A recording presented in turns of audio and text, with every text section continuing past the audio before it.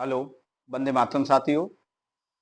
जैसा कि मैंने पिछली वीडियो में बताया भी कि यूपी ट्रिपल एस सी पेट मैथ सिलेबस तुम्हारा कंप्लीट कराने जा रहे हैं। उसमें पहली यूनिट है हमारी पूर्णांक संख्याएं। तो पूर्णांक संख्याओं में हमारे कौन कौन से टॉपिक, कौन कौन से क्वेश्चन हमें देखने को मिलेंगे, किस तरह से प्रश्न बन के आएंगे, उस चीज को हम यहाँ पे देखेंगे। जैसे हमारा पहले टॉपिक है सम संख्या, सम, विषम, भाज्य, अभाज्य।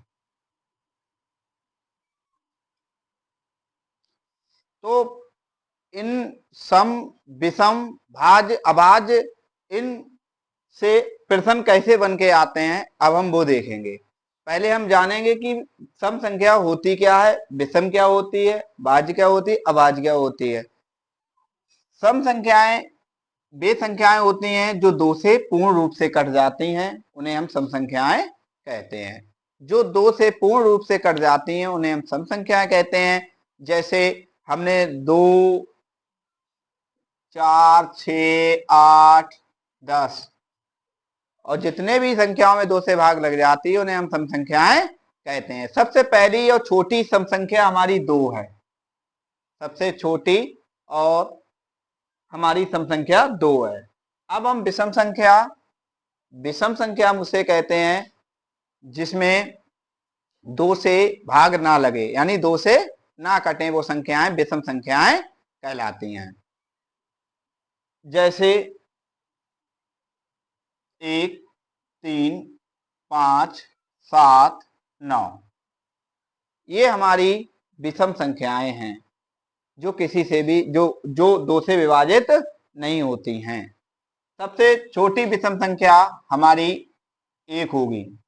अब हम भाज्य संख्याएं जानेंगे कि भाज्य संख्याएं क्या होती हैं। वे संख्याएं जो किसी से भी कट जाती हैं उन्हें हम भाज्य संख्याएं कहते हैं। जैसे हमारी 4 2 से कट जाती है, 6, 8, 9, तो ये सब हमारी संख्याएं भाज्य संख्याएं हैं। अगर प्रश्न आता है कि सबसे छोटी भाज्य संख्या कौन सी है, सबसे छोटी भाज्य संख्या, भाज्य संख्या कौन सी है, तो हमारी सबसे छोटी भाज्य संख्या 4। और सबसे छोटी अगर विषम, सबसे छोटी विषम भाज्य संख्या पूछी जाए, विषम भाज्य संख्या, तो हमारी विषम सबसे छोटी भाज्य संख्या होगी 9। तो इस तरह से भाज्य, विषम, सम से प्रश्न पूछे जाते हैं। अब हम आएंगे अभाज्य संख्याएं। अभाज्य संख्याएं हमारी किस प्रकार से, वे संख्याएं जो किसी से भी नहीं कटती हैं, वे संख्याएं जो किसी से भी नहीं कटती हैं उन्हें हम अभाज्य संख्याएं कहते हैं। जैसे अब हम इकाई के अंक, जो प्रश्न देखा जाता है, आते भी हैं, इकाई का अंक पूछ लिया, बहुत बार एग्जाम में पूछा भी जाता है, एक आध प्रश्न देखने को भी मिलता है कि इकाई का अंक कौन सा है। तो जैसे संख्या लिखी है आपके सामने 4, 3, 2, 5, और इसमें पूछ लिया कि आप इकाई का अंक बताइए, इकाई का अंक बताइए। तो इसमें इकाई का अंक होगा हमारा 5। इकाई का अंक जो होगा वो हमारा होगा 5। जो पीछे वाली संख्या होती है वो इकाई का अंक कहलाती है। अब जैसे कि हमने मान लिया कि 64 पूछ लिया कि 64 में इकाई का अंक कौन सा होगा, तो 64 में इकाई का अंक होगा 4। अब हमने पूछ लिया 56.01 में इकाई का अंक। ये प्रश्न पिछले नेक्स्ट पेड में पूछा भी गया है कि जो यूपी ट्रिपल एस सी पेट का पिछला पेपर था उसमें ये प्रश्न आया है कि 56.01 में इकाई का अंक बताइए। तो आप इकाई का अंक इसमें बताएंगे तो इसमें इकाई का अंक होगा हमारा 6, बाकी बल्कि 1 नहीं होगा। क्यों? क्योंकि हमारे इकाई का अंक जो होता है वो पॉइंट से पहले वाली संख्या भाग में होती है, तो हम उसे काउंट नहीं करते हैं। तो हमारी इकाई का अंक 1 नहीं होकर 6 होगा। हमारा इकाई का अंक कितना होगा? 6। अब संख्या दे दी 32 गुणा 34। 32 गुणा 34 में इकाई का अंक बताइए। तो हम क्या करेंगे, हम पहले इसकी गुणा करके देखते हैं। 32 34, 4 दूनी 8, 4 तीन 12, 3 दूनी 6, 3 तिया 9, 8 8 10, 1088 हमारी संख्या आई। 1088। 1088 में अगर हम इकाई का अंक देखें तो हमारा पीछे वाला होगा इकाई का अंक 8। लेकिन इसकी शॉर्ट ट्रिक है। अब मान लिया कि जैसे मान लिया 644 3 4 गुणा 6 5 3 2, ये बड़ी संख्या आ गई, तो इसमें इकाई का अंक कौन सा होगा?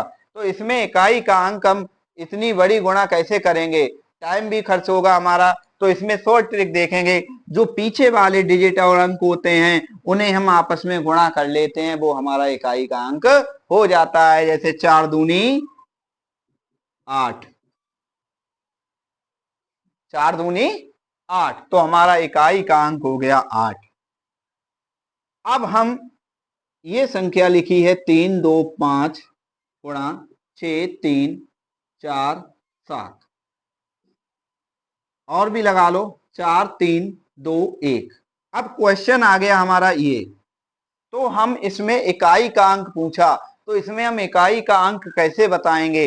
तो हम सबसे पहले 4 और 7 की गुणा करेंगे। 4 सत्ते 28, 28 के ले लेंगे 8, 4 सत्ते 28, 28 के ले लेंगे 8, और 8 की गुणा कर देंगे 1 से, तो 8 एकम 8, तो इकाई का अंक हो जाएगा हमारा 8। तो इस तरह से हम इन संख्याओं में इकाई का अंक निकालते हैं। जैसे अब क्वेश्चन हमारा नेक्स्ट बनकर आ गया कि 91 92 93, इनमें मल्टीप्लाई लगा लो, गुणा गुणा डैश डैश डैश डैश, और चले जाओ 99 तक। गुणा दे दी और कह दिया कि आपसे इकाई का अंक बताओ। ये क्वेश्चन भी कई तरह के बन के आते हैं और देखे भी गए हैं। तो इसमें इकाई का अंक हम कैसे निकालेंगे? 1 दूनी 2 और 2 तिया 6। अब अगले वाली संख्या जो होगी वो होगी 94, 94 के बाद 95। 1 दूनी 2, 2 तिया 6, 6 चौक 24, और 24 के ले लेंगे 4, और 4 पंजे 20। फिर से समझते हैं। 1 दूनी 2 और 2 तिया 6, 6 चौक 24, 24 के ले लेंगे हम 4, और 4 की गुणा कर देंगे पीछे वाले अंक से 5, तो 4 पंजे 20। अब इकाई का अंक जो हमारा होगा वो पीछे वाला डिजिट आ जाएगा, यानी 0। जो पीछे वाला अंक होगा वो हमारा इकाई का अंक आ गया। तो इकाई का अंक आ गया 0। हमेशा ध्यान रखो, अगर कोई भी किसी भी इकाई का अंक अगर 0 हो जाता है तो उसमें कितनी भी लंबी गुणा हो तो वो हमारे इकाई का अंक हमेशा 0 ही रहेगा। क्योंकि 0 से हम जब किसी आगे वाले अंक की गुणा करेंगे तो 0 की जब किसी से गुणा करते हैं तो उसकी वैल्यू हमारी 0 ही आती है। अब हमारे लिए दे दिया 3 4 5 6 7 8 प्लस 3 4 5 4, इस तरह का क्वेश्चन हमारे पास आ गया। इस तरह का आ गया तो हम कैसे करेंगे? पीछे वाला अंक है 4, 4 की गुणा करेंगे 8 से, 4 अट्ठू 32, 32 के लेंगे 2, जो पीछे वाला अंक होगा 32, 32 के पीछे वाला अंक 2। ठीक है, अब प्लस लगा है, प्लस लगा लेंगे। पीछे वाला अंक कितना है? 4, तो पीछे वाला अंक है 4। इसमें इस संख्या में इकाई का अंक 4 है और इस संख्या में इकाई का अंक 2 आया, तो 2 और 4 को जोड़ देंगे, आंसर आ जाएगा 6। तो यानी इकाई का अंक हमारा कितना आ जाएगा? 6। अब हम क्या करेंगे अगले क्वेश्चन में, 3 4 5 6 गुणा 4 5 6 7 प्लस,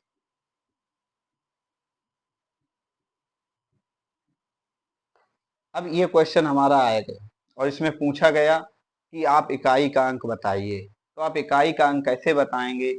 6 7 की गुणा करेंगे, 6 सत्तो 42, 42 के ले लेंगे 2 प्लस, बीच में प्लस लगा है ध्यान रखेंगे, माइनस लगा है माइनस का ध्यान रखेंगे। अब हम 4 की 2 से गुणा करेंगे, 4 दूनी 8, 4 दूनी 8, तो 8 और 2 कितने हो गए 10, और 10 में तुम्हें पता है कि हमारे इकाई का अंक इसमें कितना आ जाएगा 0। पीछे वाली संख्या अगर 2 अंक आ रहे हैं तो हम पीछे वाली संख्या को हम इकाई मान लेते हैं, तो इसमें इकाई का अंक आ जाएगा हमारा 0। तो इस तरह से हमारे प्रश्न और पूछे गए हैं और बताए भी है कि इकाई के अंक के जो प्रश्न हैं, इकाई के अंक के जो भी क्वेश्चन हैं वो हमारे इसी तरह से बनकर आते हैं। अब जैसे मान लिया कि 3 की घात 2 में, 3 की घात 2 में इकाई का अंक कितना होगा? तो आपको पता है कि हम 3 की गुणा 2 बार करेंगे, 3 3 9, तो इसमें इकाई का अंक आ जाए। हेलो, अब जैसे कि हम जातीय मान व स्थानीय मान समझेंगे कि जातीय मान किसी संख्या का हम कैसे निकालते हैं, कि जैसे कि किसी पिछली संख्या में जो लास्ट वाली संख्या होती है तो उसका जो अंक होता है वो हमारा जातीय मान होता है। क्या होता है? जातीय मान। जो पीछे वाले जो अंक होते हैं वो हमारे जातीय मान में काउंट होते हैं। तो इसका अगर इस संख्या में जातीय मान पूछा गया है तो इसके जो पीछे वाला अंक 2 हो जाएगा तो वो इसका जातीय मान हो जाएगा। अब हम स्थानीय मान पर चर्चा करेंगे। अगर स्थानीय मान पूछा गया है, जैसे इस संख्या में स्थानीय मान 3 का बताइए, तो स्थानीय मान 3 का कैसे निकालेंगे? 3 को ले जाएंगे इधर और 3 के आगे जितनी संख्याएं होंगी उसमें उतने हम 0 लगा देंगे। 1 2 दो संख्याएं होंगी तो हम 3 में 2 0 लगा देंगे। तो इसका स्थानीय मान पूछा जाएगा तो कितना आ जाएगा? 300। अगर इस मान लिया अगर ये संख्या पॉइंट में आ जाती है, अगर स्थानीय मान इसका पूछा गया है कि इसका स्थानीय मान बताइए, तो हम कैसे करेंगे? तो जैसे कि इसमें स्थानीय मान हम उससे पूछा गया है 4 का, बता दिए जैसे 4 को 4 का मान स्थानीय मान पूछा गया है, तो मैं क्या करूंगा, इसका 4 का जो पॉइंट के पीछे संख्या होती हैं तो वो बटे में आ जाती हैं। एक इसके इससे पहले जो संख्या 4 से जो बाद को संख्या है वो सिर्फ 3 है, वो एक संख्या है तो उसके बटे में आ जाएंगे 10। अगर 1 का पूछे जाए तो 1/100। तो ये हमारा स्थानीय मान इस तरह से निकाल लेंगे। जो संख्या जितनी उससे आगे होंगी तो उस तरह से हम उसका जातीय मान और स्थानीय मान निकाल सकते हैं। अब प्रश्न हमारे प्राकृतिक संख्याओं का योग, कि हम किस तरह से प्राकृतिक संख्याओं का योग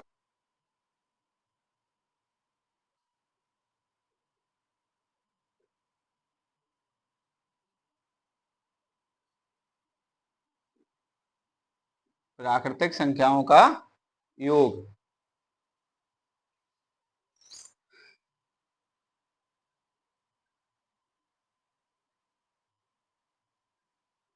n प्राकृतिक संख्याओं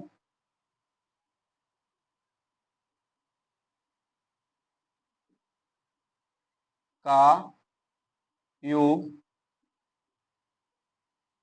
का फार्मूला, पहले सूत्र हमें लिख लेने चाहिए, n+1/2। अगर n विषम संख्याओं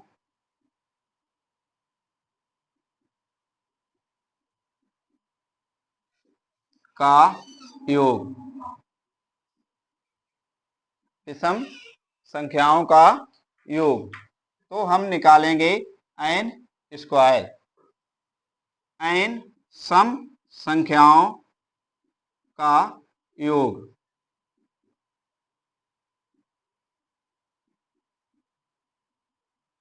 इसका फार्मूला हो जाएगा n+1/2। 1। जो पूर्णांक संख्याएं हैं हमारी, प्राकृतिक संख्याओं का जो योग आता है, इसमें से क्वेश्चन देखने को मिले हैं।